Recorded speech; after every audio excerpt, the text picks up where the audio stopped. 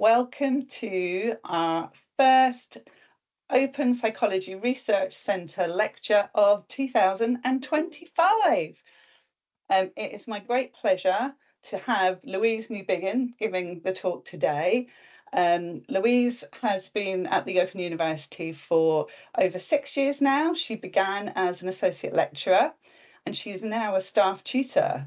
And for those of you who are not familiar with what a staff tutor is, they make things happen. They are the ones that coordinate everything behind the scenes and make sure all the students have tutors. So they do a fantastic job. What Louise is going to talk about today is a little bit about her PhD research and some other research that she's been doing. And when she's not doing that, she's busy with her 3 dogs and doing lots of exercise and charity work behind the scenes.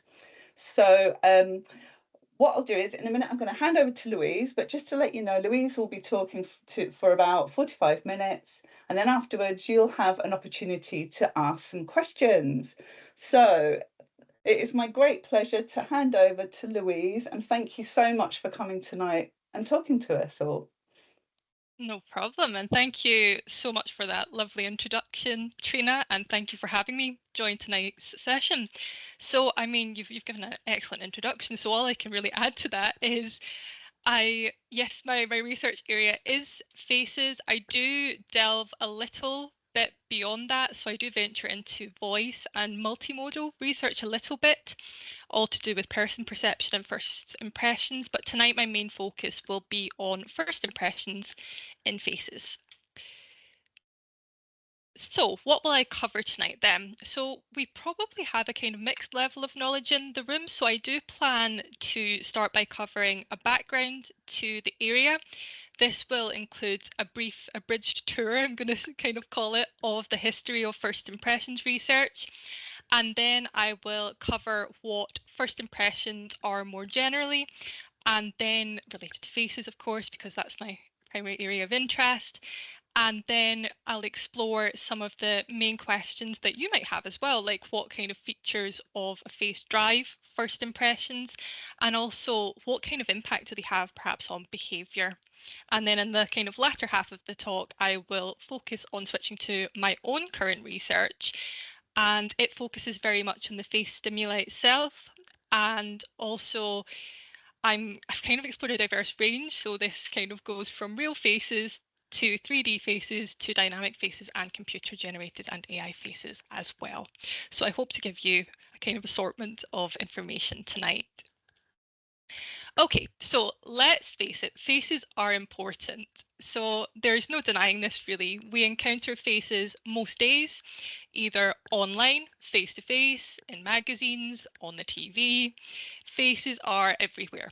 And the interest in faces goes beyond researchers' interests and psychology as well. So in television and in movie cameras, the focus and attention is quite often on the face, and faces dominate, as I highlighted, our magazines and even ancient and modern works of art. Human infants as well, only minutes old, attend to face stimuli relative to non-face stimuli as well. And we can recognize people on the basis of their face, and then generally over time, we continue to recognize that individual across the aging face as well. There's also huge diversity in people's ability to recognize faces. So they range from kind of face blindness, known as prosopagnosia, all the way through to the other end, where there's an enhanced ability to recognize faces, known as super recognizers. We even note that thieves and robbers, or even in popular culture, for example, superheroes, they wear masks to conceal their identities by covering their faces. And then even at the level of the brain as well, in neuroimaging studies, various brain regions are involved. So this highlights to us that it's pretty complex. The face is pretty complex, and interpreting the face is pretty complex, even though for us it's something that's quite perceptually straightforward for many of us.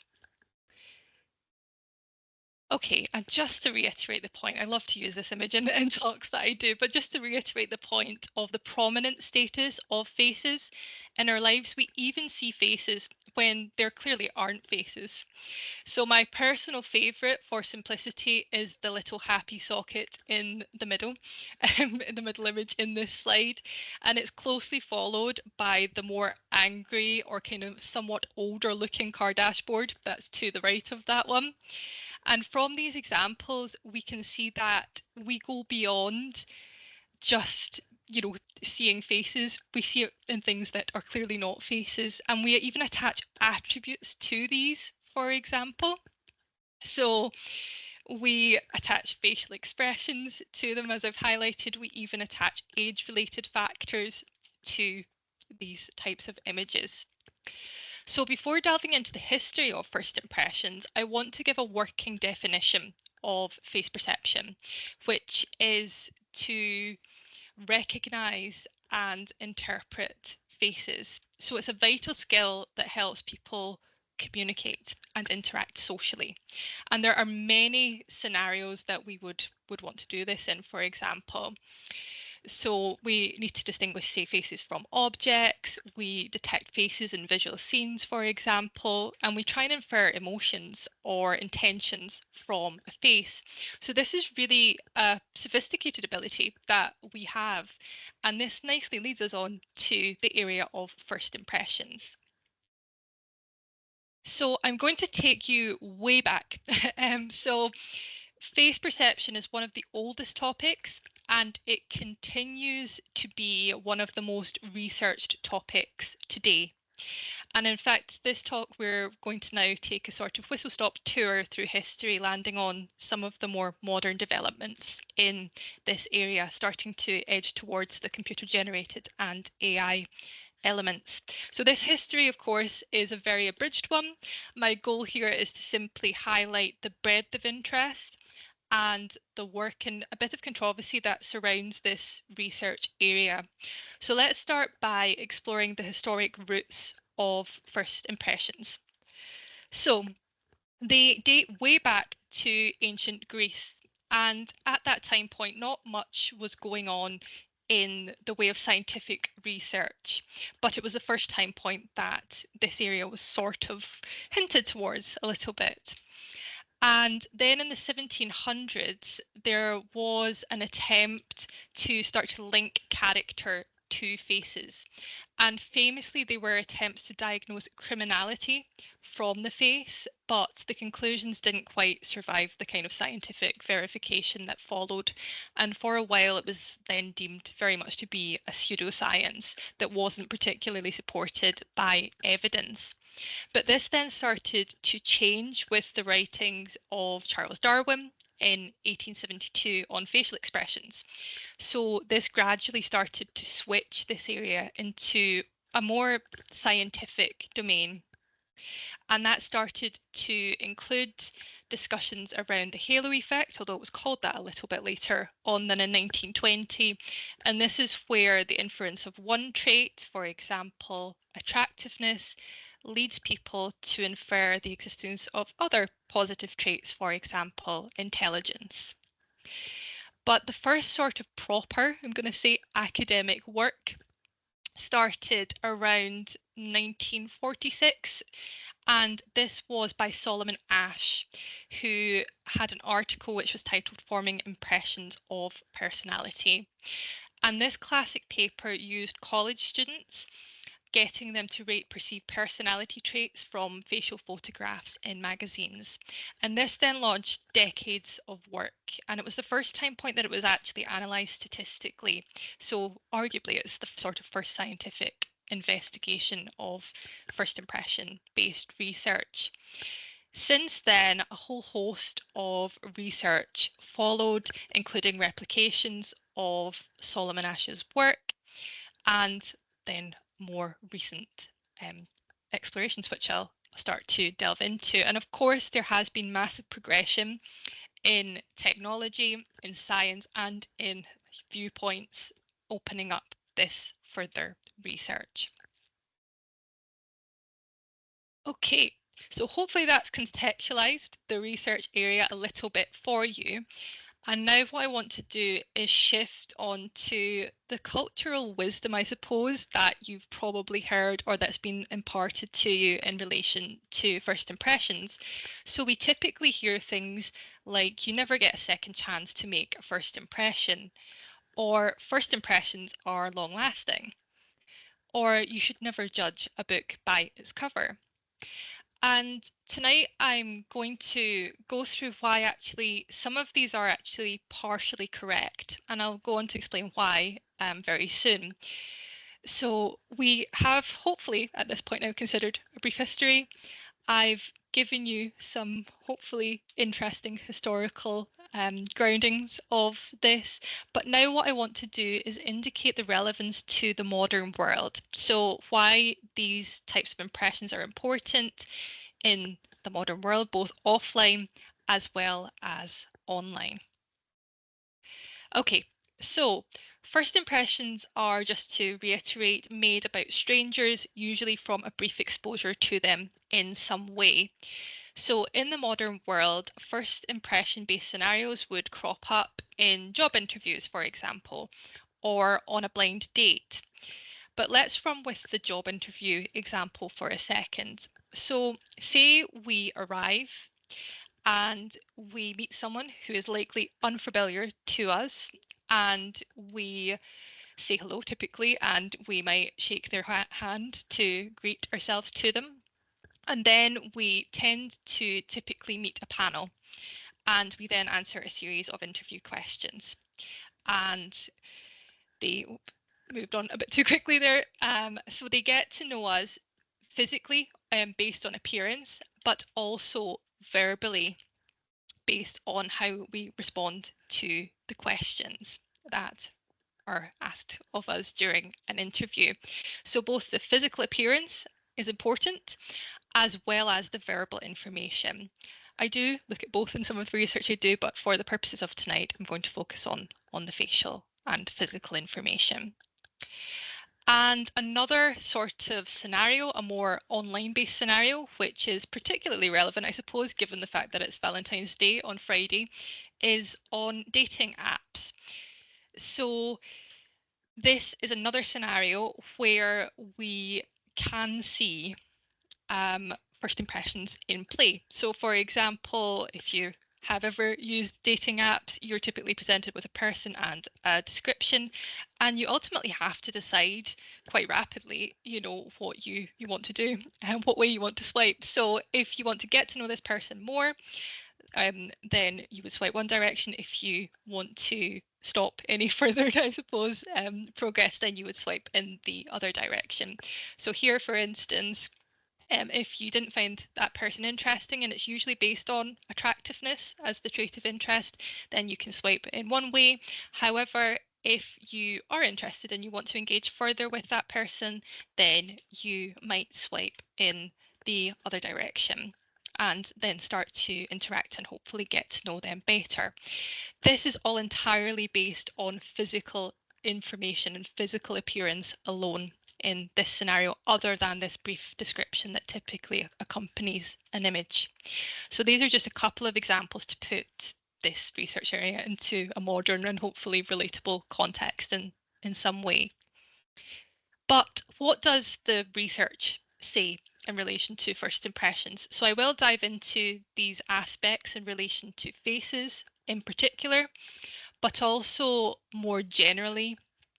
I just want to highlight that we do make judgments about individuals very rapidly. They are typically based on a level of overgeneralization that we attribute from facial features, though there are some other potential explanations for this. Importantly, there is great consistency between the traits, I suppose, that we judge in an individual. However, we are really prone to error and we aren't always accurate in the decisions that we make.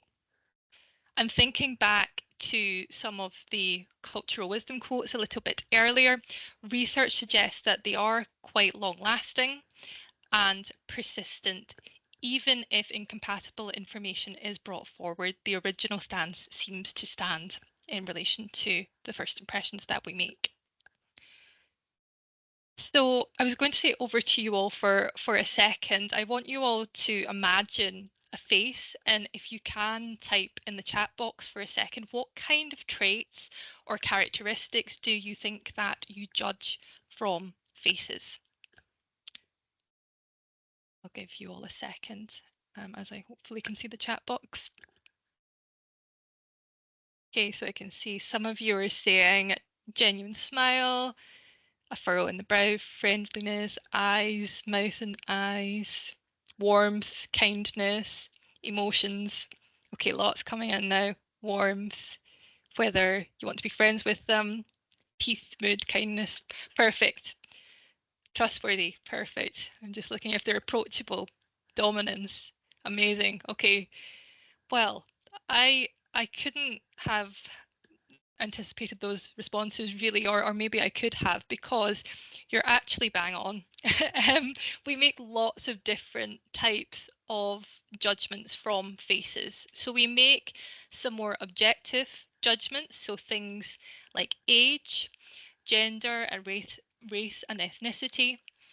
We also make judgments around typicality, so how typical a face is, for example, compared to the general population or a particular culture that the face may belong to or the person might belong to. We also look and see if we are familiar with that person or face. And we my particular, I suppose, the first impression aspect of this relates more to the more subjective types of judgments that we make in faces. So these include things like trustworthiness, which some of you have drawn out in the chat, and also attractiveness and some of those other traits, and dominance, which a few of you mentioned as well. So these traits are split second, or they tend to be really quite fast judgments that we make, and they are not random, so they tend to be shared quite widely, and we've actually just demonstrated that in the chat box there. It doesn't make the judgments correct though when we make them. And I am talking about judgments based on physical appearance, but again, these can apply and extend beyond the face. So they can apply to the voice, where intonation and accent are important, but this won't be covered in any great detail tonight. But it's just an area that I thought I'd point out. And you might be wondering then, given this vast array of traits and judgments that we make, how do researchers then make sense of this? Well, one way is by attempting to reduce them down. So we have a huge multitude of traits, but there are arguably three main universal trait judgments that we infer from a face. These are trustworthiness, dominance, and attractiveness. And they explain the majority of variance in the judgments that we make from faces. And this has been validated by lots of different types of studies exploring these judgments. And thinking about it, it makes sense from an evolutionary perspective. So, for example, attractiveness is a mating cue. Trustworthiness implies the use of key social cues. So, for example, we might want to know that someone would have an ability to look after children, for example. And dominance is particularly useful in trying to avoid conflict in some way with someone. And one point to note in this slide that I'm going to draw out later because it's my area of interest is you'll notice the different types of faces used in these dimensional models. So if we look at Oosterhoff and Todorov's model here, these were computer generated style faces, which are great and very useful as they allow a high level of experimental control. But by using that type of face stimuli, they only found two main dimensions. In contrast to Sutherland and colleagues, when they used highly variable and real faces, they found a third dimension, a youthfulness attractiveness dimension emerged. So, as I said, I'm planting some seeds because this is what I'm interested in. And it's interesting to compare the different types of stimuli and what you kind of get out of using both types. So there are competing ideas around why we make these rapid first impression even judgments. Some researchers highlight the overgeneralization, the evolutionary based hypothesis, which argues that we're wired to see a face and then we immediately decide if we want to approach that person or if we want to avoid that person. So ultimately, we sort of ask ourselves, well, is that person a friend or are they a foe? In contrast, some other researchers argue that it's more driven by implicit stereotypes that we have about faces. And we make these, as I've highlighted a few times, very quickly. And just to sort of highlight what I mean by very quickly, one study by Willis and Todorov highlighted that in 5 different judgments, which included attractiveness and trustworthiness, participants were shown faces for 1/10 of a second, half a second, and a full second. And they were asked, for example, is this person trustworthy? And another group of participants had no time constraints. And they found that the impressions were highly correlated between the time constrained and the non-time constrained group. And only the longer durations made the participants feel more confident, but it didn't actually affect the perception in any way compared to the very brief exposure. So 1/10 of a second is all it takes to form these types of judgments. And interestingly, attractiveness was judged the most quickly in this particular study. I'm going to just briefly now contextualize this a little bit wider, just to give a sort of more balanced and fuller picture to you. There have been lots of more large scale studies even exploring this. So some research, for instance, has tried to consider the cultural factors, and they have found that largely the 3 main traits are persistent and consistent across cultures. There is a level of variation, but generally trustworthiness, dominance, and attractiveness are pulled out in most cultures. A key debate in this research area as well is in relation to the type of faces and the bias in the type of faces that we have. So in most research, there is a bias towards white and Western faces, but this is starting to change gradually as more research is taking place. And as I've highlighted a little bit, there's a little bit of debate around the explanations that underlie these first impressions. So some argue it's evolutionary, others cultural, and others put it down to individual learning. And one final point, just to bring in the more modern element here, there are new and novel methods that are coming into play that are again largely replicating the key dimensions identified in earlier work. Okay, so I've given you lots of information. So as a high-level summary, I just want to highlight faces are a key source of information related to first impressions and other judgments. We form these surprisingly quickly, and they're surprisingly consistent across the board. So some other outstanding questions that you might have are, well, what parts of the face are important for first impressions? And also, what influence do these have on our behaviour? So I'm going to delve into that in this next part of the talk. So various facial features can influence trustworthiness judgments, and I've listed them on the screen. I'm not going to go through them one by one, but this gives you an idea of some of the facial features that are impacted. The one that I will point out though is the eyebrows, so they tend to be kind of curved and higher up in the face. And just as a really stark contrast to this, if you ever have seen cartoons, which hopefully most of you have, the opposite to this, the sort of evil cartoon face, has an inverted V style eyebrow, which is much more evil looking. So you can see here why we kind of see these curved eyebrows arguably as more trustworthy looking. And just to pick on the kind of last point as well with the smiling element, moving features like smiling also play a really important factor in trustworthy perceptions of faces, as well as the cheekbones and the chin, etc., that are listed here. I will now cover the impact that some facial trustworthiness has on real world behaviour. So this is a more contentious area, so we're not very accurate in using these judgments. However, they still have an impact in various different domains. So looking at trustworthiness, if you look trustworthy, this tends to have benefits for you. So for example, in trust games, you tend to receive more money. Arguably, in another piece of research, if you look trustworthy, you were more likely to be approved for a loan.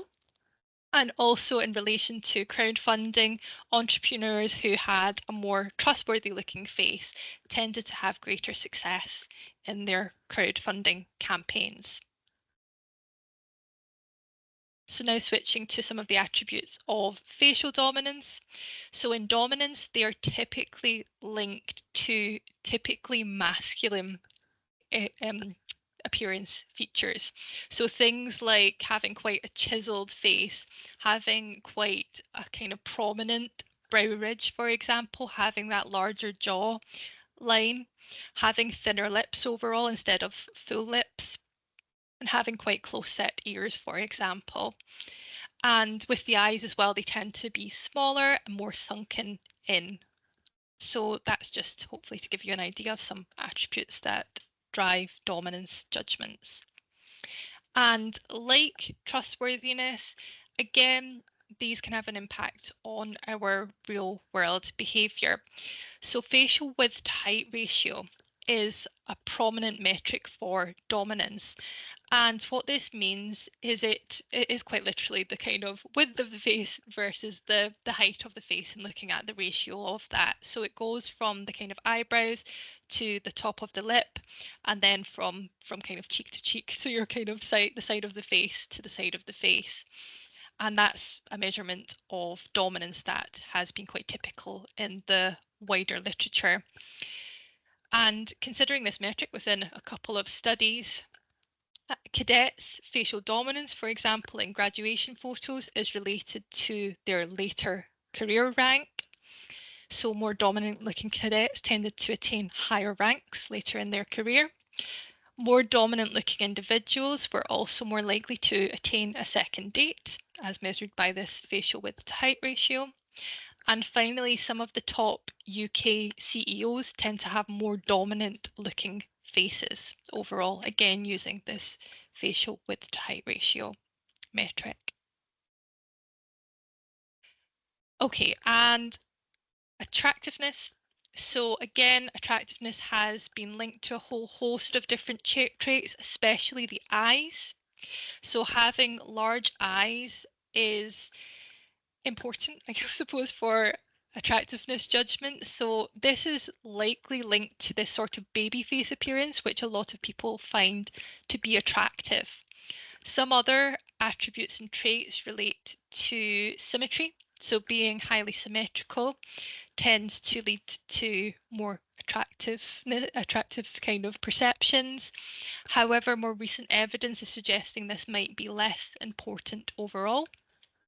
Some other factors are being average. So being average is good. So for example, being a prototype for your kind of cultural domain, for example, is attractive. And there are other features as well that are more related to masculinity and femininity. And there's evidence for both sides of this in relation to it being perceived as attractive. And just to ensure I've covered the real world behaviour for attractiveness, again, there is both an online and offline impact of facial attractiveness features. So for example, looking attractive can lead to hosts on Airbnb being viewed as more trustworthy, which is important for business, really, in that industry. Further, attractive looking individuals are also more likely to have more success in job interviews as well as in online dating. So hopefully that's given you a hopefully useful overview so far of the whole host of implications that these first impressions can have. So clearly we've seen, as sort of a roundup point number 2, first impressions tend to focus on the key traits of trustworthiness, dominance, and attractiveness, and they can influence a wide array of behaviours. And secondly, we they do impact our behaviour, but they're not necessarily accurate overall. Okay, so now for the remainder of the talk, I'm going to switch on to looking at my own kind of research and my own research area. So it is focused on using a variety, as you can see on screen, hopefully, of faces. So they range from 2D faces, which include full uncropped faces, cropped faces, natural ambient faces, and moving faces as well as 3D faces, and we've even got some computer generated and AI faces in there too. So yeah, there we go. So that's our 2D faces, 3D faces, and then computer generated faces. So there was a huge review of the types of face images used in face perception research over quite a long time period, so a 20-year time period, and they found that the most commonly used type of face images were real 2D faces. There were some dynamic faces and a growing number of computer-generated faces, but at that time point, the AI faces were underexplored, but they are starting to come to the fore a little bit more now. So just to put this into percentages, so nearly 80% of journal articles. So it was 12 journal articles and I think about 3,500 plus papers that were investigated. And they found the majority were standardized 2D images. 12% used these more realistic, arguably, ambient face images. So using that image there, the third one. Most of them were static, so over 90% of faces were static. 13% were dynamic, and then a minority, generally speaking, used either virtual or computer generated faces. And at the time of publication, as I highlighted, AI faces weren't used at that time point, but are starting to come to the fore now. Right, so now we're going to explore some of my own research. So I explored 2D or standardized 2D faces using a mouse click experiment. So let me delve into this experiment and why I wanted to conduct this one. So standardized 2D images are taken in controlled laboratory settings. So that top image there is an example of a standardized 2D image. They are typically front-facing, expressionless with consistent lighting, which gives researchers a high element of control, which is something that we often look for. They can also be cropped, as the second image below it demonstrates, which again can be useful if you want to crop out the hairline or background information, for instance. And there is a third type of 2D image that has been coming to the fore probably within the last 10 years in particular, and they're the ambient type of images. So they're more selfie-like, they're more like what you would find in the real world. So they're less controlled, but arguably a better depiction, I suppose, of faces as we would see them in the real world.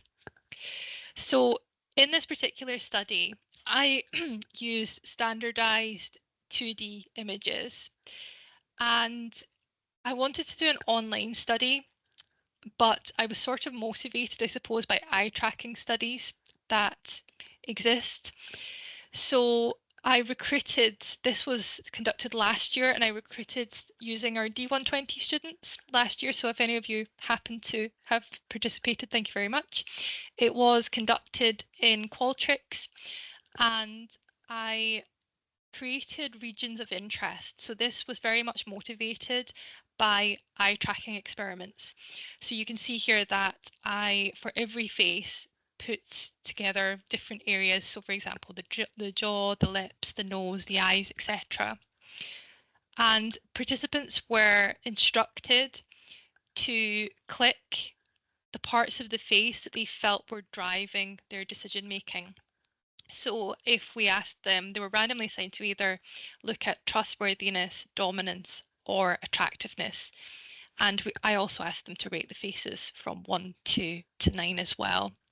But tonight I'm just going to look at the click data, just using an example of the mouse click data. So what did participants, I suppose, typically do in this scenario? Well, most of them imminently went to the eyes. So they clicked the left and the right eye, which I'll expand on in a second. And another prominent area of interest was the lips. So they tended to be the focal points. So let me delve into this a little bit more. So this aligns really nicely with previous research that has indicated what I'm going to call the sort of T-zone, so the literal T, the two eyes, and the nose and the mouth, I suppose. This appears to also have taken place in this particular research that I've been doing. So you can see here, using this female face as an example, that most of the mouse clicks overall for trustworthiness and for dominance were in the left eye, the right eye, or the mouth, and only a minority were anywhere else in the face. In contrast, the attractiveness mouse clicks were more scattered. So for example, you can see here, although there were a lot of clicks in the left eye, the right eye, and the mouth, other areas were also more important for the attractiveness judgments. In particular, the nose and upper lip regions tended to play a more prominent factor than for trustworthiness and dominance, at least. And this is really a really nice finding, actually, because this matches a recent eye tracking experiment, which highlights the importance of the nose and I suppose that upper lip area in attractiveness perception. So by putting this online and getting participants to engage in this manner, highlighting the consistency in findings with other methods has been quite a nice finding in this research. And just to show you this in heat map format, so red here just relates to the greatest concentration of clicks. You'll see here in a couple of the faces used that the eyes and the mouth and to some extent the nose appear to be the most prominent areas that were clicked by participants. And just to show a second type of trait judgment as well, this highlights a very similar pattern as well for dominance judgments in this sort of heat map image. Okay, so a second area that I'm taking you, I did say I'm doing a massive tour of different types of faces, so we're now going to jump into some computer generated work. So typically in the literature, there are various platforms that are used to create computer generated faces, the most prominent one being FaceGen. So this is what I've used in the research that I've been doing so far. Now, computer generated faces are great because they offer experimental control. However, what you're probably already getting, I suppose, from the image that's on screen, they don't often look particularly realistic. And there is some research which supports the fact that face perception effects can be weaker or disappear when using computer generated faces. So I wanted to look into this a little bit more in some of the research that I have been doing. So as key models in many studies have used FaceGen faces only, I wanted to directly compare the same identity in real 2D images and in computer generated versions. So to do this, I went through a process called delineation, which is to pinpoint key features in a face to generate a computer generated 3D model. So you can see here on this slide, there was a 2D image. I delineated, it's perhaps not the clearest, but there are some green marks here on this middle face in the nose and the eyes, for example. And then this generates a 3D computer generated model of the face. So I used this approach to create 4 types of face stimuli. So I had real cropped faces, which is kind of A on this slide. I had cropped face gen faces, represented by B on this slide, and real uncropped faces, C, and finally D were uncropped face gen faces. So in this study, I had 60 face identities and participants rated all 3 traits. So they rated faces on trustworthiness, dominance, and attractiveness. So let me now jump on to some of the findings. But first of all, if you happen to have your phone handy, you can have a go quickly. I've got, I suppose, a limited number of spaces. I think that you can, if you scan, you should be able to access some example trials. So for time purposes, I will move on, but I'm hoping maybe a few of you have been able to quickly scan this to access the trials. So what did I find in this experiment? So interestingly, the strongest correlations were between the uncropped and cropped computer-generated face gen faces for dominance and for attractiveness judgments. In contrast, for trustworthiness, which is in this top part here, the strongest correlation was between the full and the cropped real faces overall. So this was, well, I thought quite interesting. And I'm not particularly surprised because for attractiveness, for example, the smoothing of the skin and the warmer skin tone that might be happening in the computer generated face gen faces might lead to this stronger relationship between the kind of cropped and uncropped versions of the face compared to some of the other conditions. And just briefly, I'm just picking out some key findings. For male and female faces, trustworthiness ratings and attractiveness ratings were both positively related. So as one trait increases, the other one also increases. So the more attractive faces, for example, tended to be rated as more trustworthy overall. And this was in contrast to dominance and attractiveness and dominance and trustworthiness, which were both negatively correlated. So, for example, more dominant faces were deemed to be less attractive, for example. Okay, and again, I've just picked out a couple of key statistically significant differences here. So in this one, in a face condition, the real 2D faces are rated as less dominant than the cropped 2D faces, which hopefully you can see on screen here. And I suppose this makes sense somewhat actually, because the cropped faces look arguably more dominant because they're zoomed in and they could be perceived as more intimidating. And the opposite seems to happen with the computer generated faces.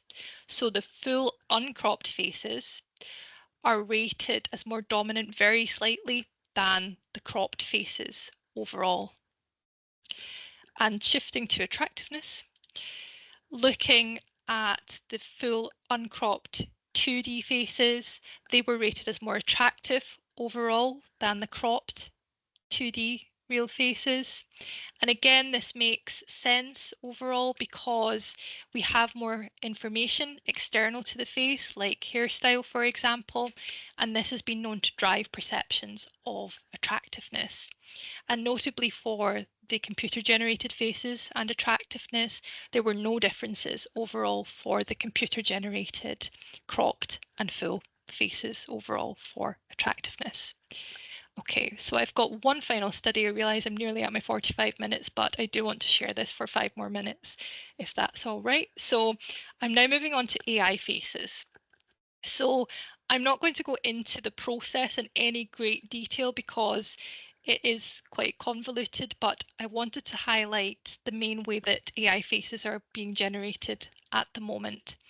So they typically use what's known as generative adversarial networks, or GANs.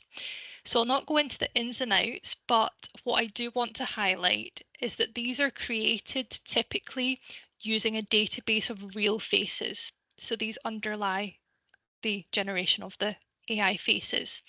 And there's a generator which has the job really of creating or mimicking these faces, the real faces, in some way. And then we also have a discriminator. And the goal of the discriminator is to work out if a face is real or if it's fake. And when the detection rate is 50-50, this is a job well done, really. And at that point, it's difficult for the discriminator to tell if a face is real or if it's fake. And this is the kind of key part of GANs. And I want to now, just the next couple of slides, test our human detection ability of these real and not real, ultimately, faces. So let's have a go. So again, I'm wondering if we can use the chat for this.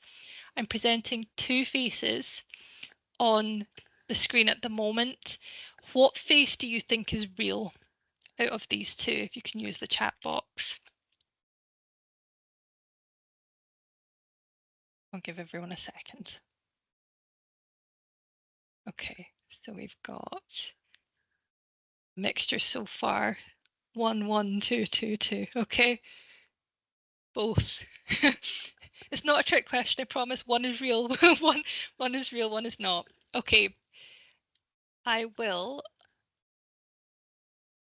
highlight the answer now. Okay, so 2 is real and 1 is the AI generated face.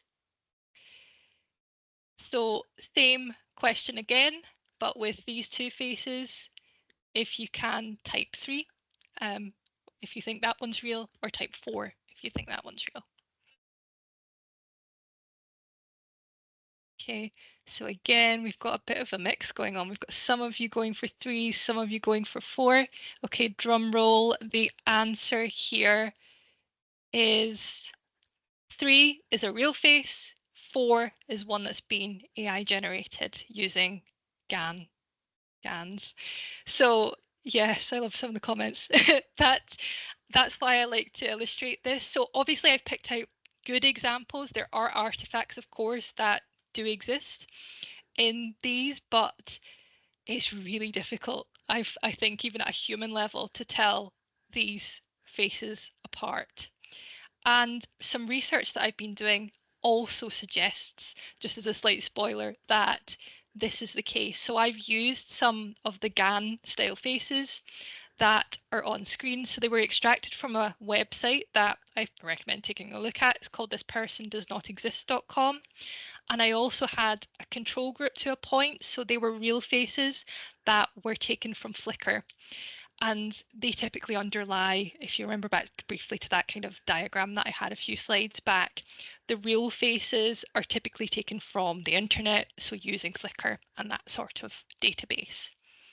So participants were randomly allocated to rate one trait, either trustworthiness, dominance, or attractiveness for these faces. I had 100 in total. So what did I find? So the most interesting, I realise there's quite a lot on this slide, but I'm just going to try and pull out the most important information for you. So the key finding here is that the trustworthiness ratings in AI faces differed from everything else. In AI faces, trustworthiness ratings were higher than for the dominance ratings and for the attractiveness ratings of other AI faces. Interestingly, the AI trustworthiness ratings were also higher than any of the real faces and any of the other 3 traits as well. So it appears, based on that research that I've conducted anyway, and actually it does align with other research too, that AI faces are deemed to be more trustworthy than other traits, of course, and real faces. And my final second half to this study is looking at this beyond the quantitative direction. So I wanted to look at some open text box responses in relation to real and AI generated faces.